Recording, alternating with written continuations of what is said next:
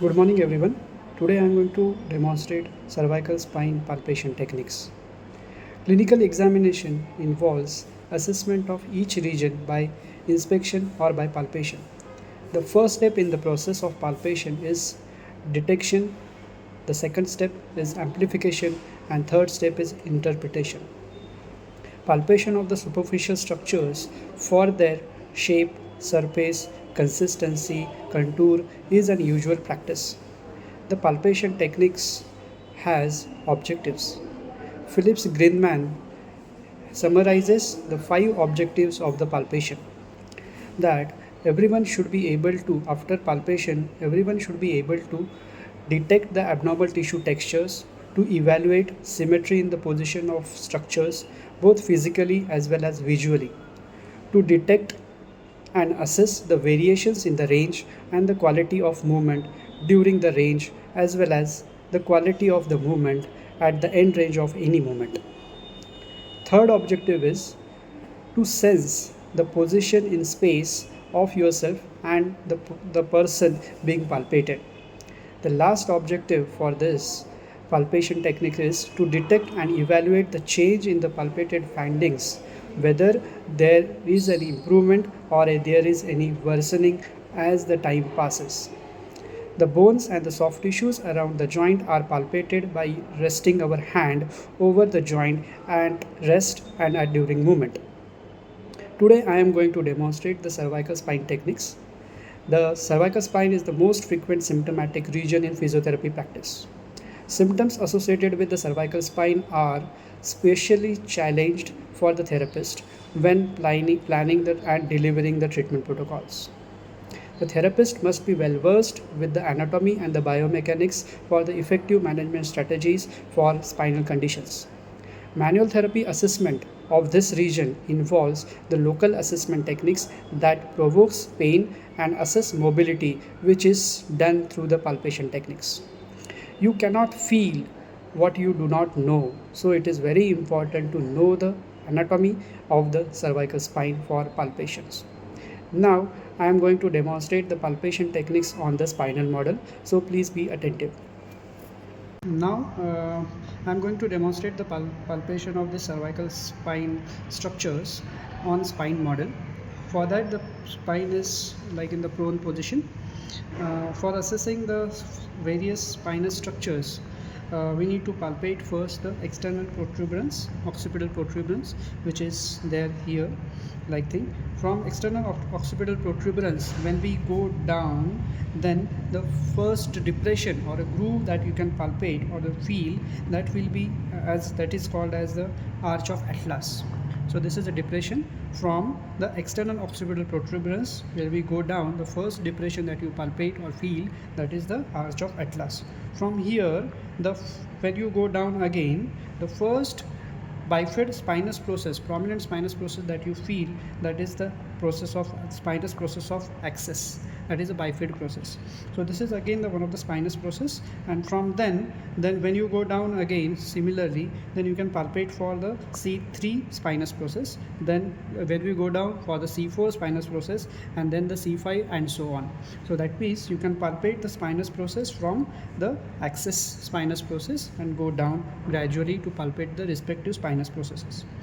From another, that this is the spinous process. Next landmark that we can palpate is about the C0 C1 lateral joint complex. C0 means what?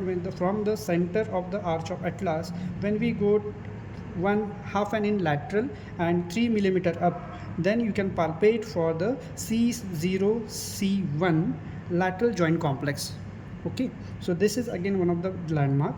And then when we go from the same spinous process, when we go 1 inch lateral and 2 millimeter down, then you can palpate for C1 C2 joint complex, that is lateral C1 C2 joint complex. So these are the bony landmarks that you can palpate for tenderness. Next spinous process, next structure that we can palpate is from the C2 spinous process. From the C2 that is the C2, that is axis spinous process. From here, when we go 1 inch lateral and 2 millimeters down, then you can palpate for deeply, you can palpate for the zygoepiphyseal joint. which is again the one of the source of cervical pain. So we can check the tenderness over this region also. So what we can discuss, what we have discussed till now, is the palpation of some structures.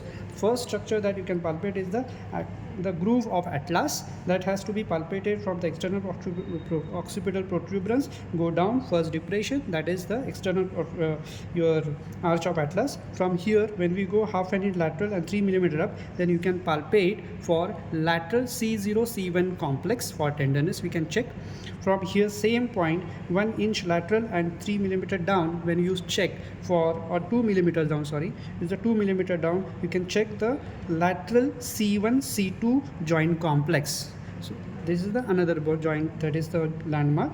And then we can palpate the next landmark is nothing but your spinous processes of C2, that is access spinous process, which is the most prominent spinous process that we can palpate after the groove. So from here, when you go 1 inch lateral and 2 millimeters down, then you can palpate for zygohypophyseal joint, so which is again the common source of pain at cervical region. So here also we can check the tenderness. So these are the bony landmarks has to be palpated for cervical spine. Similarly, when we go down, that at the C3, the similar progression that we have to do is first 1 inch lateral and 2 millimeter down if you palpate for the next zygohypophyseal joint complex, that is the C3 and C4 zygohypophyseal joint. So this is also a source of pain. So likewise we can follow the same pattern to palpate the respective zygohypophyseal joints down. Now these are the cervical spine bony landmarks that we can check for tenderness. The next component in palpation is to assess the accessory movements, that is the joint mobility. For assessing the joint mobility of the cervical spine, there are some structures that we need to palpate again. We can check the cervical spine accessory movements by 3 ways. First is by giving the central PA pressure, that is central posterior anterior pressure. Then the lateral PA pressure, that is lateral posterior anterior pressure. And third one is the transverse pressure. So these are the 3 ways by which we can assess the accessory movements. For giving the central PA pressure, now again the palpation remains the same process, that is first external occipital protuberance, go down first arch of atlas, and first bony prominence that we can palpate is the C2, that is access spinous process. For here at the central PA pressure we can give. Central PA pressure means we have to just palpate it, and with this we have to give the posterior anterior cervical pressure, that is posterior anterior central pressure in this direction, that is posterior to anterior direction, and then we can assess the mobility of this at this level. Similarly, when we go down, palpate for the C3 spinous process. At this level also we can give the central PA pressure, that is through the spinous process down in the posterior anterior direction. Just give some oscillatory movements and then check for the mobility at this level. So this is about the and then so on, that we can continue for the lower cervical spinous level, spinal levels also. So this is the first thing, that is central PA pressure. Now I'll show you the lateral cervical pressures. Lateral cervical PA pressures will be given at the zygohypophyseal joints bilaterally. So again the palpation, the process remain the same. From this bifid spinous process, 1 inch laterally, 2 millimeter down, we can palpate for zygohypophyseal joint, and at this level we can, once you palpated it at that level, you can give the posterior anterior pressure, that is called as the lateral PA pressures. We can palpate at this level, that is zygohypophyseal level.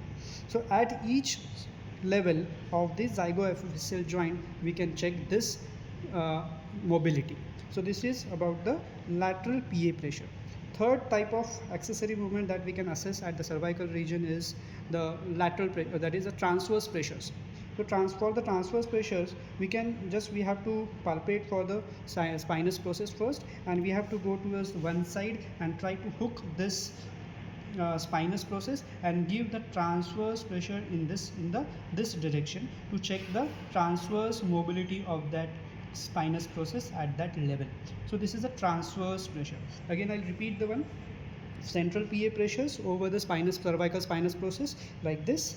So then the lateral PA pressures is the 1 inch lateral 2 millimeter down, palpate for the cervical zygoepiphyseal joint, and then give your PA pressure, posterior anterior pressures at this level, that is a lateral PA pressure. And third type is the transverse PA pressure that we can palpate we can assess by just hooking the spinous process on one side and then giving the thrust or giving the movement on the in the opposite direction to check the transverse mobility of the cervical spine at that particular level.